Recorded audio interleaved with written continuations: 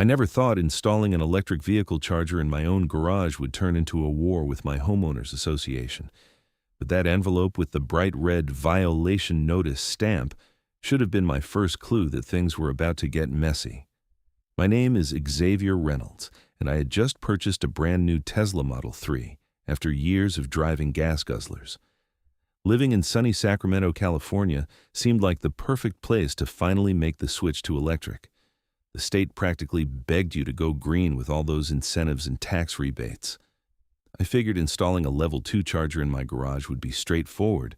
Just hire an electrician, get the proper permits from the city, and I would be charging my car at home like millions of other EV owners across the country. The electrician I hired, a guy named Mike who had been doing residential work for 15 years, came out on a Tuesday morning in early March. He inspected my garage's electrical panel, nodded approvingly, and said it would be a simple job. My house was built in 2018, so the electrical system could easily handle the additional load.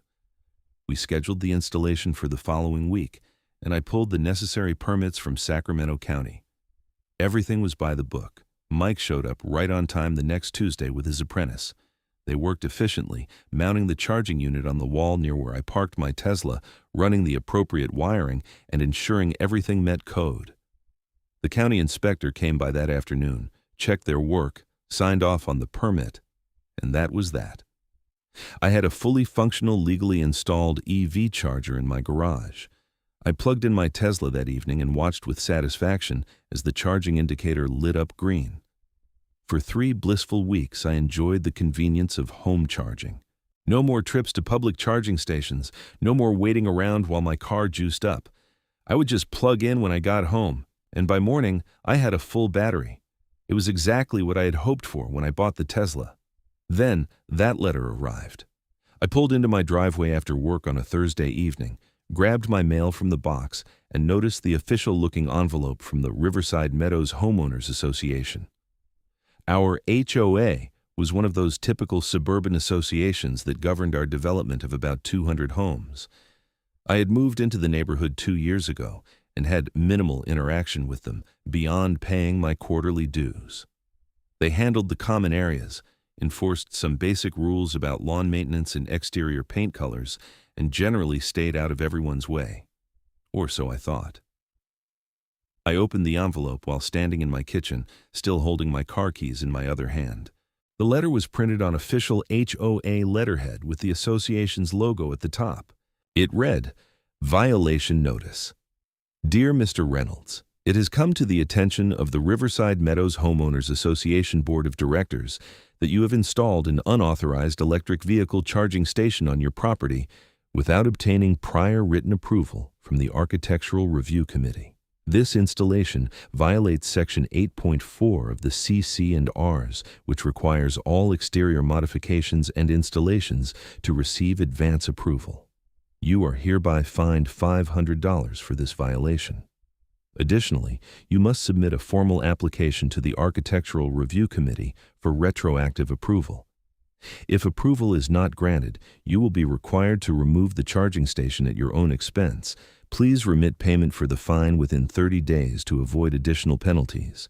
Failure to comply may result in further action, including placing a lien on your property. Sincerely, Brenda Hutchinson, President, Riverside Meadows." HOA. I read the letter 3 times, my confusion growing with each pass. The charger was inside my garage. You could not see it from the street or from any neighbor's property. The garage door was closed 99% of the time. How did they even know about it? And more importantly, why did they care? I pulled out my copy of the CC&Rs, those covenants, conditions, and restrictions that every homeowner in the development had to agree to when purchasing their property. I had skimmed them when I bought the house, but had not memorized every detail. I flipped to Section 8.4 and read it carefully.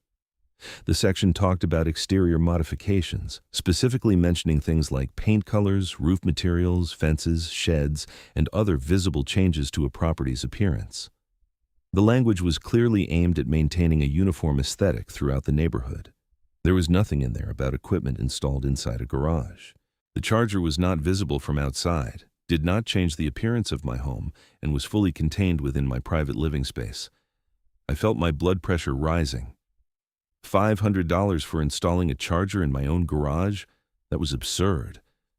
I decided I needed to talk to someone on the HOA board and get this straightened out. Surely this was just a misunderstanding. The next morning, I called the number listed on the HOA letterhead. A woman answered on the third ring. Riverside Meadows, HOA. This is Brenda speaking. Of course it was Brenda, the president herself. I took a breath and tried to keep my tone friendly.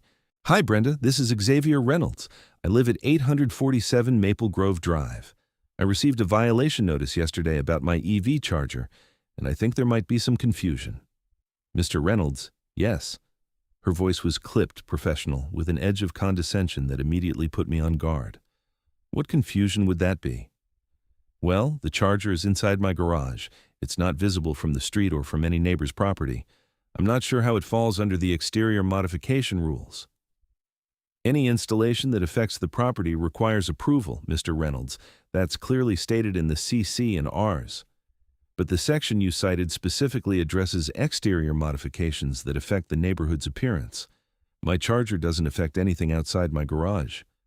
That's your interpretation. The board has determined that this installation required prior approval, which you did not obtain. The fine stands. I felt frustration bubbling up but kept my voice level. Can you tell me who reported this?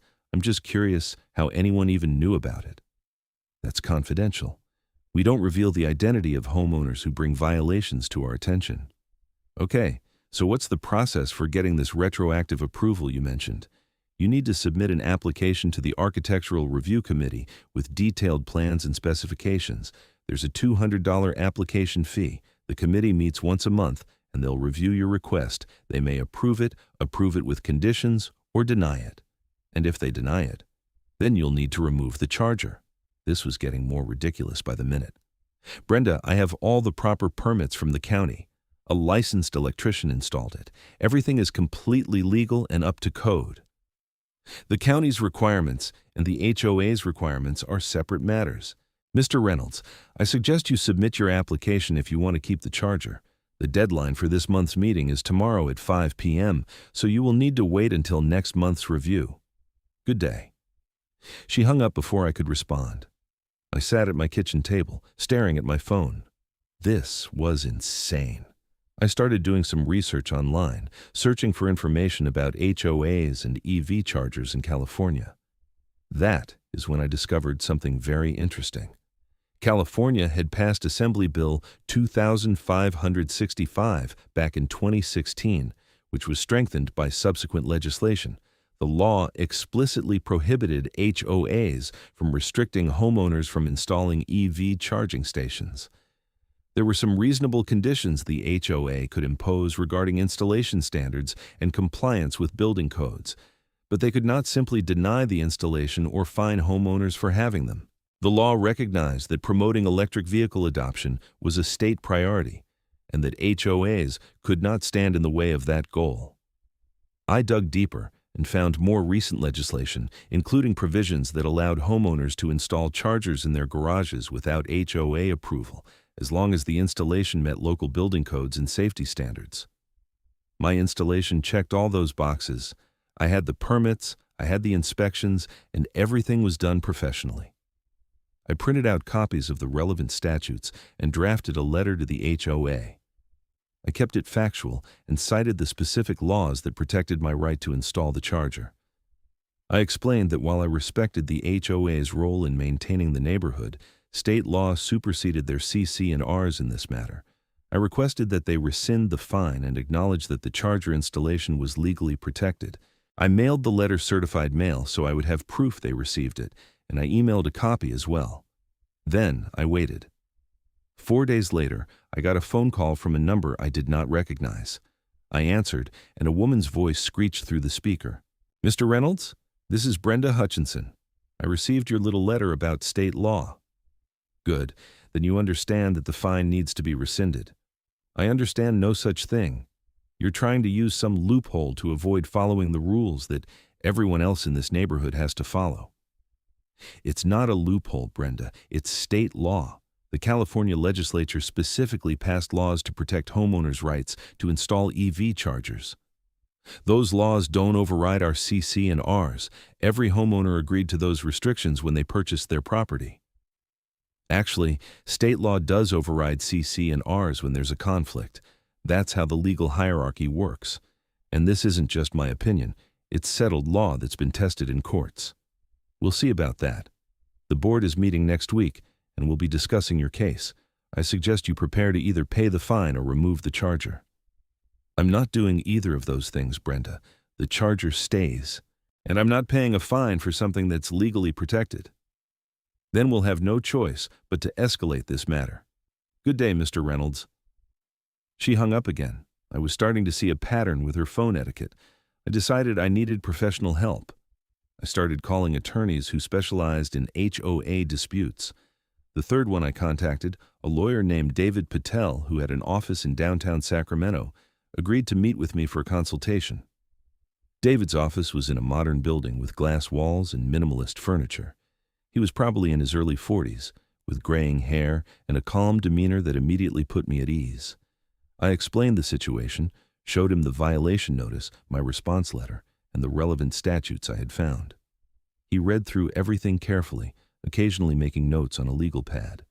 When he finished, he looked up at me and nodded. You're absolutely right about the law. California Civil Code sections 4,745 and 1,353.9 specifically address this. An HOA cannot prohibit installation of an EV charging station, and they cannot fine you for having one, especially when it's installed inside your garage according to proper building codes and permits. So what do? They're threatening to escalate. First, we send them a formal legal letter explaining their obligations under state law. Most HOAs will back down once they realize they're on shaky legal ground. If they don't, we can file a complaint and potentially seek damages for harassment. The law also provides for attorney fee recovery if we have to take legal action, which means they would have to pay my fees if we win. How much do you think this will cost me? The letter is straightforward, probably around $500. If it goes beyond that, it depends on what they do, but honestly, most HOAs don't want to fight battles they're going to lose. They'll likely drop it once they get a letter from an attorney. I agreed to have him draft the letter. We spent another 20 minutes going over the details, and he said he would have something ready by the end of the week. True to his word, David emailed me a draft on Friday afternoon. It was 3 pages of dense legal language, but the message was clear. The letter cited multiple statutes, referenced case law, and laid out exactly why the HOA's actions were illegal. It demanded that they rescind the fine, acknowledge my right to the charger, and cease any further harassment. It also noted that continued violations of my rights could result in legal action, including claims for damages and attorney fees. I approved it, and David sent it via certified mail and email to the HOA board. The weekend passed quietly. I spent Saturday detailing my Tesla and Sunday watching basketball and trying not to think about the HOA situation. Monday morning, I was back at work, trying to focus on my job as a project manager for a construction firm, but my mind kept drifting to what the HOA might do next. I got my answer Monday evening when I came home. There was a new letter in my mailbox, this time marked Second Violation Notice. My stomach dropped as I opened it. Second Violation Notice. Dear Mr. Reynolds, your violation regarding the unauthorized electric vehicle charging station remains uncorrected. You have failed to submit an application for approval or remove the installation. Your initial fine of $500 now increases to $1,000 as per our escalation policy. Additionally, you are accruing daily fines of $50 per day until the violation is corrected. We have received correspondence from your attorney. Please be advised that the board stands by its original determination. State law does not override our CC and Rs, and we are within our rights to enforce our community standards. You have 15 days to come into compliance or face additional action, including potential legal proceedings to place a lien on your property. Sincerely, Brenda Hutchinson, President, Riverside Meadows HOA. I immediately called David. He answered on the second ring, and I could hear he was still at his office despite it being after 6 p.m. David, they sent another violation notice. They're doubling the fine and adding daily penalties. Forward me that letter right now. This is exactly the kind of overreach we were worried about. I scanned the letter with my phone and emailed it to him. I heard the ping of his computer receiving the email. Yeah, this is bad for them, he said after a moment. They're digging themselves into a hole. They just increased your damages significantly. Let me reach out to their attorney, assuming they have one, and see if we can get some sense into this situation. If not, we're filing a lawsuit. How fast can that happen? I can have a complaint drafted in a couple of days. We'll file in Sacramento County Superior Court, seek an injunction to stop them from collecting the fines, and sue for damages and harassment. Do it. I'm tired of playing games with these people. Understood. I'll get started tonight. Over the next few days, things moved quickly. David discovered that the HOA did have an attorney, a firm that specialized in representing homeowners associations. He reached out to them and had what he described as a frank conversation about the legal realities of the situation. The HOA's attorney apparently told Brenda and the board that they were on very shaky ground, but Brenda insisted they had the right to enforce their rules. According to David, the attorney seemed frustrated with his own client, which was a good sign for us. Wednesday evening, David called me. We're filing tomorrow morning. I've drafted the complaint and I think it's solid. We're seeking an injunction, damages for the illegal fines, compensation for your time and stress dealing with this, and attorney fees. I'm putting the damages at $10,000 plus fees. Will we actually get that much? Maybe, maybe not, but we need to make a point. This HOA is violating state law and harassing you. Courts don't look kindly on that. Do it. The complaint was filed Thursday morning. By Friday afternoon, the HOA and their attorney had been served. I did not hear anything over the weekend, which I took as a good sign. Maybe they were finally realizing they had screwed up. Monday morning, I was getting ready for work when my doorbell rang. I opened it to find Brenda Hutchinson standing on my porch. She was exactly what I expected, a woman probably in her mid-50s with perfectly styled blonde hair, designer athleisure wear, and an expression that suggested she smelled something unpleasant. Mr. Reynolds, we need to talk. I don't think that's a good idea, Brenda. I have an attorney now, and you should communicate through him. This is ridiculous. You're suing the HOA over a simple fine? Do you realize what this is going to cost everyone in the neighborhood? Legal fees come out of our association funds, which means everyone's dues go up. That's not my problem. You're the one who decided to fine me for something that's protected by state law. I tried to resolve this reasonably, but you wouldn't listen. State law doesn't mean you can just do whatever you want without checking with the HOA first. In this case, it literally does mean that, Brenda. The law specifically says HOAs cannot prohibit or unreasonably restrict EV charger installations.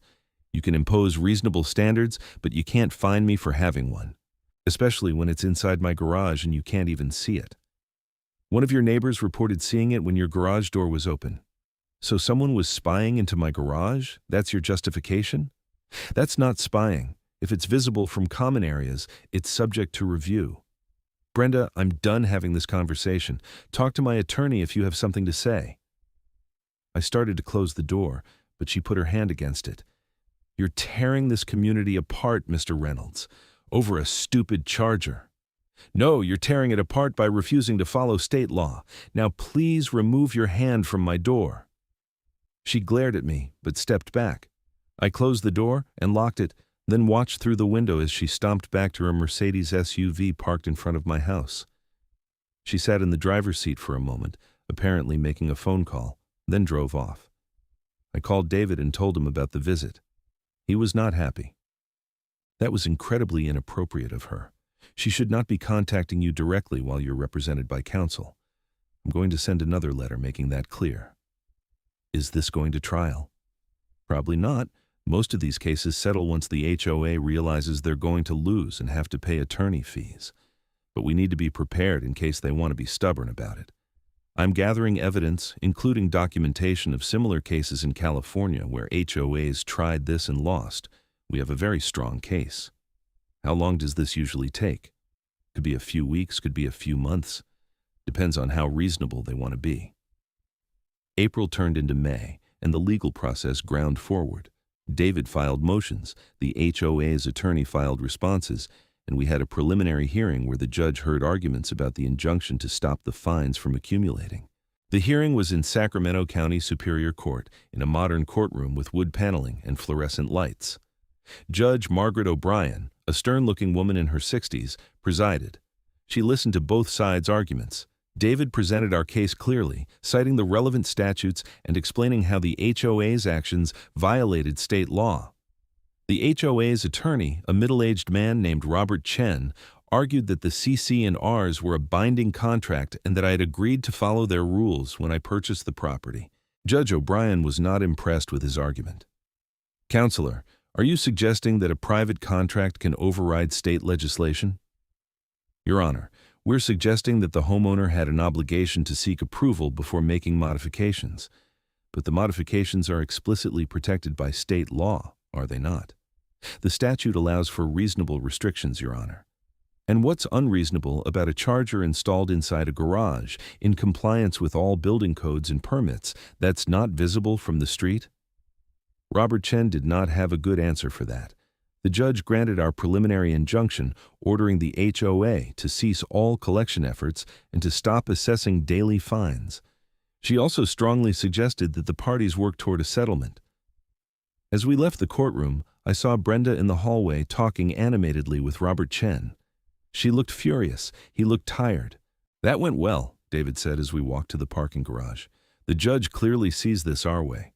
I expect they'll want to settle soon." "What kind of settlement are we looking at?" "They rescind all fines, acknowledge your right to the charger, pay our attorney fees, and probably some compensation for your trouble. I'm going to ask for $5,000 plus fees." "Will they go for that?" "If they're smart, they will. If this goes to trial and they lose, which they will, they're looking at a much bigger judgment. Plus, the publicity would be terrible for them. No one wants to be the HOA that sued a homeowner for going green." A week after the hearing, David called with news. "They want to settle. Chen called me this morning. They're willing to rescind the fines and pay attorney fees, but they're balking at the compensation amount." "How much are they offering?" $2,000 plus fees. I think we can get them to $3,000. Are you okay with that?" I thought about it.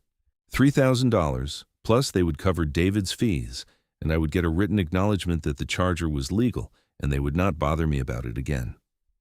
It was not everything I wanted, but it was a win. "Let's counter at 4 and settle at 3, I said. "That's what I was thinking. I'll get back to you." The negotiation took another week, but we settled at $3,000. The HOA agreed to rescind all fines, pay David's attorney fees, which totaled around $7,000 by that point, provide written confirmation that my EV charger installation was legal and would not be subject to future violations, and pay me $3,000 in damages. The settlement agreement arrived via email in late May. I read through it carefully, making sure everything we had discussed was included. It was all there. I signed it electronically and sent it back to David. Congratulations, he said when he called to confirm receipt. You won. And more importantly, you established a clear precedent for other homeowners in your development who might want to install chargers in the future. I honestly can't believe it went this far. All over a charger you can't even see unless you're looking into my garage. That's HOAs for you. Sometimes they get so focused on enforcing rules that they forget to check whether the rules are actually legal. You did the right thing by fighting it. The settlement funds arrived by check 2 weeks later. The HOA also sent a formal letter confirming that my EV charger was in compliance with all applicable rules and would not be subject to future violations. It was signed by the entire board, though I noticed Brenda's signature looked particularly aggressive, like she had pressed hard with the pen. I thought that was the end of it. I was wrong. In mid-June, I got a call from my neighbor 2 doors down, a guy named Marcus who I occasionally chatted with when we were both out working in our yards. He had seen me washing my Tesla a few times and had asked about it. "Hey, Xavier, I hope you don't mind me calling. I got your number from the neighborhood directory." "No problem, Marcus. What's up?" "I heard through the grapevine that you had some trouble with the HOA about your EV charger." "Yeah, it was a whole thing. They tried to fine me, but state law protected the installation. That's actually why I'm calling. My wife and I just ordered a Tesla Model Y, and we want to install a charger. I heard you won your case against the HOA. Do you think they'll give me trouble too? They shouldn't. Part of the settlement includes written acknowledgement that EV chargers are legal. Plus, the state law is really clear about this, but I can give you my attorney's contact information if you want to have it just in case. That would be great. I really appreciate it. I gave him David's information, and we chatted for a few more minutes about electric vehicles. After we hung up, I felt satisfied. The fight had been worth it, not just for me, but for other homeowners who wanted to make the switch to electric. 2 days later, Marcus called again. You're not going to believe this. I got a letter from the HOA. My heart sank. What does it say? They're asking me to submit an application before installing my charger. They said they've revised their EV charger policy and now require advance notice and approval of installation plans to ensure they meet safety standards. That's different from what they tried with me. Let me call my attorney and see what he says. I called David and explained the situation. He sighed heavily. They're being clever. The law does allow HOAs to impose reasonable requirements related to safety and installation standards. They can't deny the installation, but they can require proof that it's being done properly. The question is whether this is reasonable or just harassment. What should Marcus do? Have him submit the application, but don't pay any fees if they're charging them. The law limits what they can charge for processing these applications. And tell him to use a licensed electrician and get all the proper permits just like you did. If they try to deny it, call me immediately. I relayed that information to Marcus.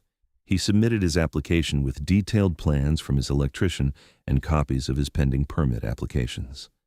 The HOA approved it 3 weeks later without any issues, though they did add a note that future installations would need to follow the same process. Over the summer, 2 more neighbors installed EV chargers. Both followed the new application process, and both were approved without incident. It seemed like the HOA had finally accepted that they could not stop people from charging their electric cars at home. I thought Brenda might leave me alone after the settlement, but I was overly optimistic. In August, I received another violation notice. This time, it was for having my trash cans visible from the street on a non-collection day. I'd left them at the curb after the Tuesday morning pickup instead of bringing them back to my garage right away. The violation notice cited a CC and R about proper trash can storage and imposed a $50 fine. It was petty and obvious retaliation, but technically, I had violated that rule. I paid the $50 and made sure to bring my trash cans in promptly after collection after that. Brenda was watching, and she was looking for any excuse to make my life difficult. In September, I got another notice. This time it was about the color of my front door. According to the notice, the paint had faded and no longer matched the approved color palette. I needed to repaint it within 30 days. I looked at my front door. It was maybe slightly faded, but nothing dramatic. This was clearly more harassment. I took photos and sent them to David. They're pushing boundaries, he said. The door thing is subjective enough that they might get away with it, but if it continues, we could argue a pattern of harassment related to the charger case. Document everything. I repainted my door, choosing the exact shade that was listed as approved in the CC and R documents. I even had the paint store print out the color specifications so I would have proof if they tried to claim it was wrong. The harassment continued in small ways over the next few months. A notice about my lawn being a 1/4 inch too long. A warning about parking my car in the driveway instead of the garage overnight, something I had done when cleaning out the garage to make space for some renovation work. Each violation was technically correct according to the CC and Rs, but the timing and frequency made it obvious that Brenda was watching my property like a hawk. I kept detailed records of every notice, every fine, every interaction. David reviewed them periodically and agreed that it looked like targeted harassment, but nothing quite rose to the level of legal action. It was death by 1,000 paper cuts. In November, something interesting happened. I got a knock on my door one evening from another neighbor, a woman named Patricia who lived across the street. I'd seen her around but had never really talked to her beyond basic pleasantries. "Xavier, do you have a minute?" she asked when I opened the door. "Sure, come on in." She stepped into my foyer and looked around nervously. "I heard about your issues with the HOA, the charger thing. and the ongoing problems with Brenda. Word gets around, I guess. There's actually a group of us in the neighborhood who are fed up with how the HOA is being run. Brenda has been president for 6 years, and she's become more and more controlling.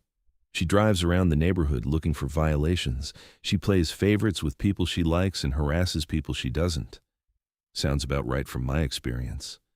We want to run a slate of candidates in the next election to replace the current board. Elections are in February. Would you be willing to run for a board position? I had not expected that. I don't know anything about running an HOA. You don't need to. We just need people who are reasonable and willing to focus on the important stuff instead of nitpicking everyone to death. Plus, you stood up to them on the charger thing. People respect that. Can I think about it? Of course. We're having a meeting next week at my house if you want to come hear what we're planning. I went to the meeting the following Tuesday. There were about 15 homeowners there, representing maybe 10% of the neighborhood. Patricia explained that they had been informally organizing for a few months, frustrated with the current board's heavy-handed approach to enforcement and wasteful spending on legal fees for petty battles. Did you know the HOA spent over $30,000 last year on legal fees? Patricia said. Most of it was for enforcement actions against homeowners. That's money that could have gone to maintaining common areas or building reserves for future repairs. There were murmurs of agreement around the room. Someone asked about my case with the EV charger, and I gave them a brief summary of what had happened. Several people shared their own stories of harassment or questionable fines. By the end of the meeting, I agreed to run for a board position. So did 4 other people in the room. We would be running against Brenda and her allies in the February election. December and January were busy months. Our group, which we informally called the Reasonable Neighbors Coalition, prepared our campaign. We drafted a platform focused on fair enforcement, fiscal responsibility, transparency, and prioritizing community improvement over petty rule enforcement.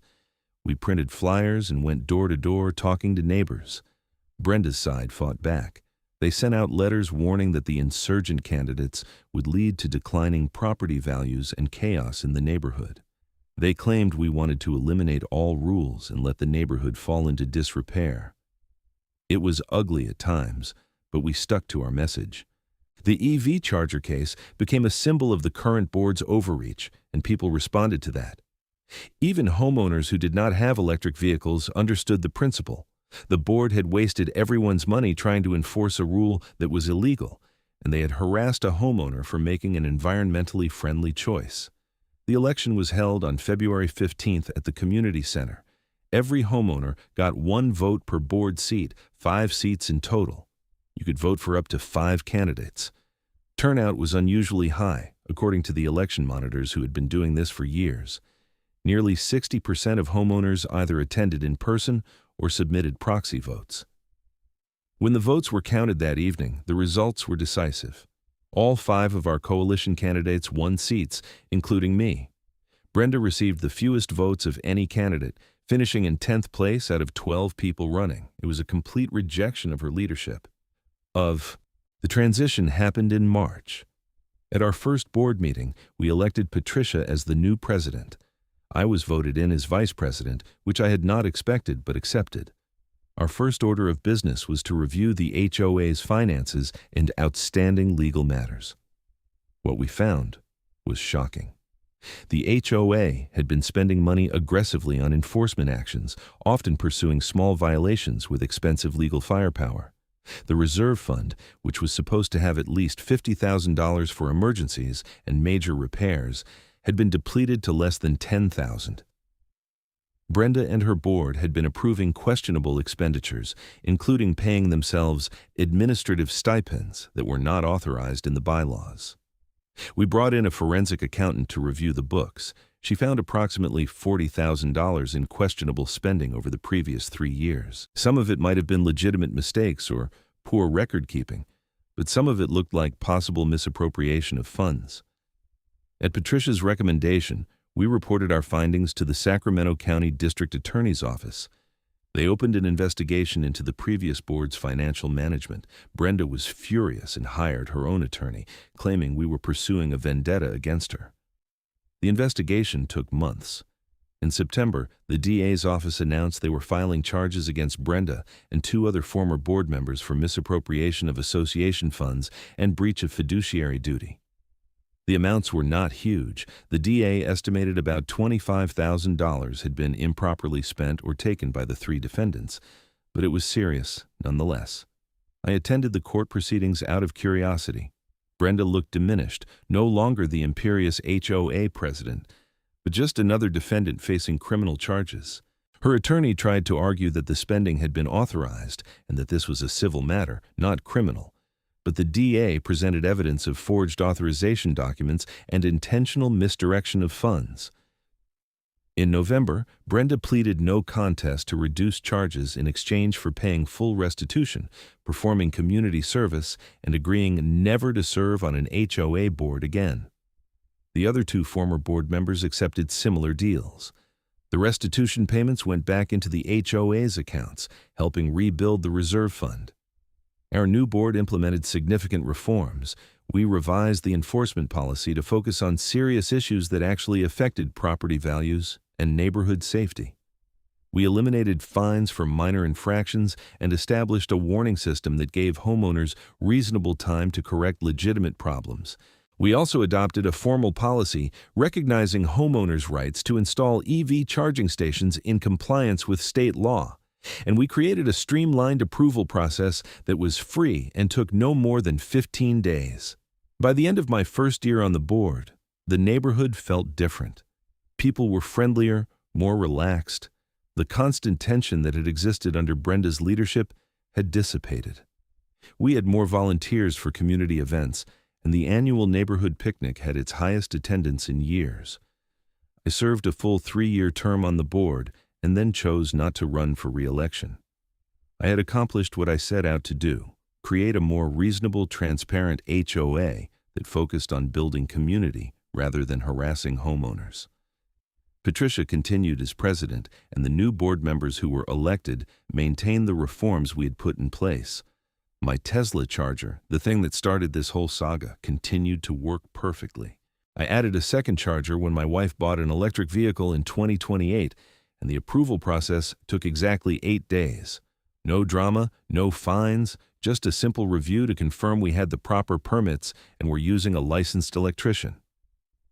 3 years after that first violation notice, I could look back and see how one small fight over an EV charger had transformed an entire neighborhood. It had exposed corruption, removed a tyrannical HOA president, and created a better community for everyone who lived there.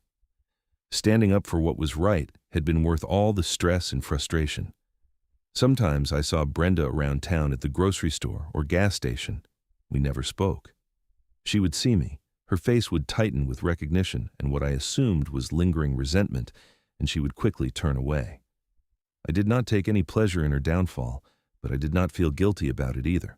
She had brought it on herself by refusing to acknowledge basic legal rights, and then, as it turned out, by helping herself to the HOA's money.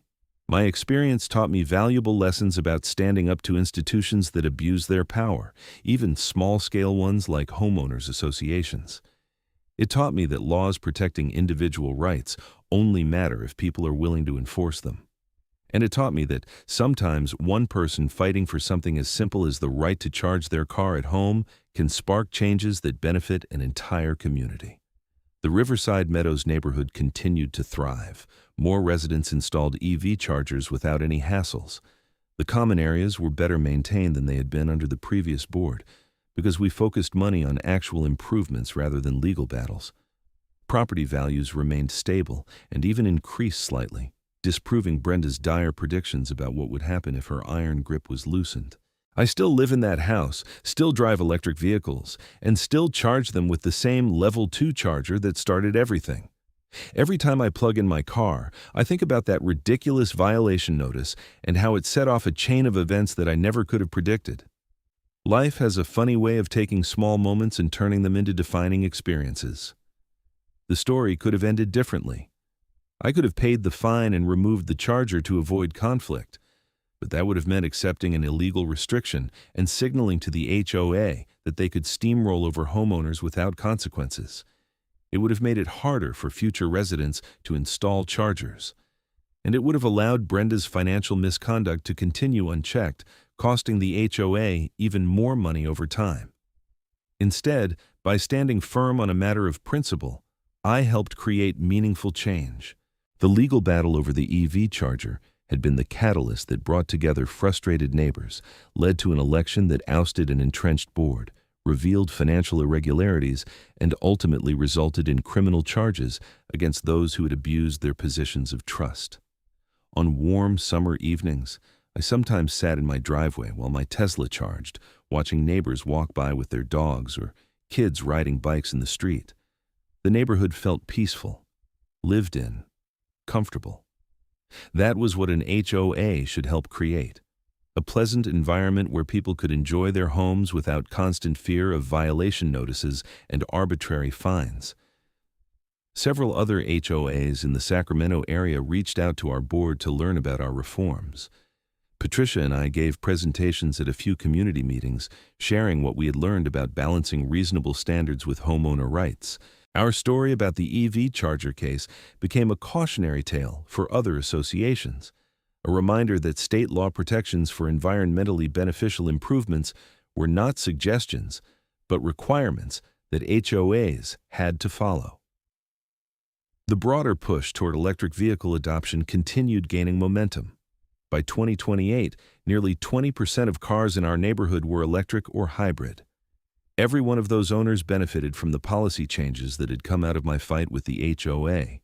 None of them had to go through what I went through. They submitted their simple applications, got quick approvals, installed their chargers, and went on with their lives. That was the legacy of those stressful months fighting Brenda and the old board. Not personal vindication, though that was satisfying, but practical improvements that made life better for everyone. It was about establishing that homeowners had rights that even their own associations had to respect, and that those rights included making choices that benefited the environment and aligned with state policy priorities. I learned that HOA boards were only as good or bad as the people serving on them and the homeowners who held them accountable. Apathy led to bad governance. Engagement and willingness to challenge overreach led to better outcomes. The 60% turnout in that February election, double the normal rate, had made all the difference. People had been paying attention, and they voted for change. In the years since, I stayed involved in neighborhood affairs even after leaving the board. I attended meetings regularly, volunteered for community events, and encouraged other homeowners to participate in governance rather than just complaining from the sidelines. The health of the HOA, I had come to understand, was a collective responsibility. When good people stayed involved, it was harder for bad actors to take control. My wife often joked that I had become a different person through the experience, more civic-minded and less willing to let injustices slide even in small matters. She was probably right. Before the charger incident, I would have described myself as someone who kept his head down and avoided conflict. The HOA fight had shown me that sometimes conflict was necessary and that standing up for principle was worth the temporary discomfort. As I finished writing this account of what happened, it occurred to me that the story really illustrated how interconnected things could be. What started as a dispute about an EV charger had unveiled financial corruption, changed neighborhood leadership, reformed HOA policies, and even influenced how other associations operated. None of that would have happened if I had just paid the $500 fine and moved on with my life. The experience reinforced my belief that individual actions mattered, that ordinary people could challenge institutional power and win, and that doing the right thing, even when it was difficult, could have ripple effects far beyond what anyone initially expected. My electric vehicle charger still hung on the wall of my garage, exactly where Mike the electrician had installed it all those years ago. It was more than just a device for charging a car. It was a symbol of the importance of knowing your rights, standing firm when challenged unjustly, and fighting for principles that mattered not just for yourself, but for your community. Life in Riverside Meadows had found a better equilibrium. The HOA served its proper function of maintaining common areas and addressing genuine issues while respecting homeowners' rights and avoiding petty enforcement. Board meetings were productive and transparent. Neighborhood events brought people together rather than highlighting divisions. It was not perfect, no human institution ever was, but it was vastly better than what had existed under Brenda's regime. Sometimes people asked me if I regretted buying a house in an HOA after everything that happened. My answer was always no. The problem had never been the concept of a homeowners association. When run properly, HOAs could provide real value by maintaining shared spaces, organizing community activities, and establishing reasonable standards that protected property values. The problem was specific people who abused their authority, and once those people were removed, the system could work as intended. The legal protections for EV chargers in California reflected the state's commitment to environmental goals and the recognition that transportation electrification was crucial for reducing emissions.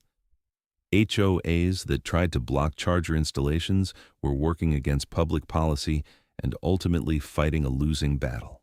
My case had been one of many across the state that established this principle, though the additional element of HOA corruption had made our situation more dramatic than most. Looking back at the whole experience, from that first violation notice through the settlement, the election, the financial investigation, and the criminal charges, I felt a sense of satisfaction mixed with lingering disbelief at how far things had gone. All of that drama because I wanted to charge my car at home, something millions of people did without incident. But that was the thing about power and those who wielded it improperly. They could turn the mundane into a crisis through their own actions.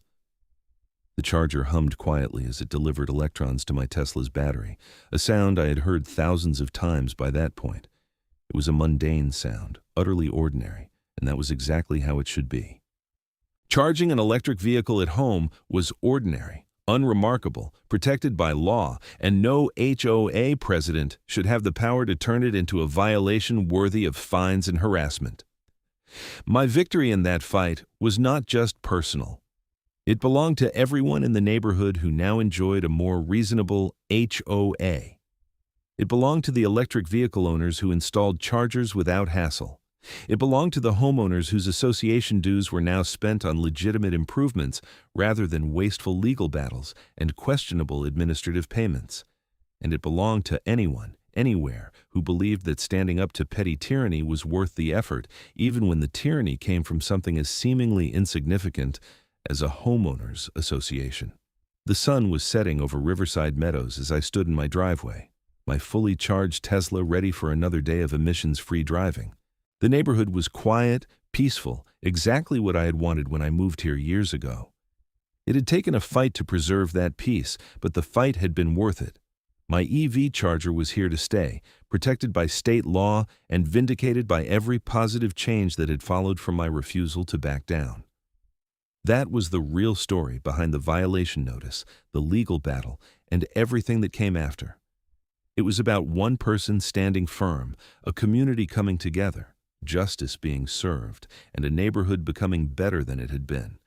And it all started because I wanted to charge my electric car in my own garage,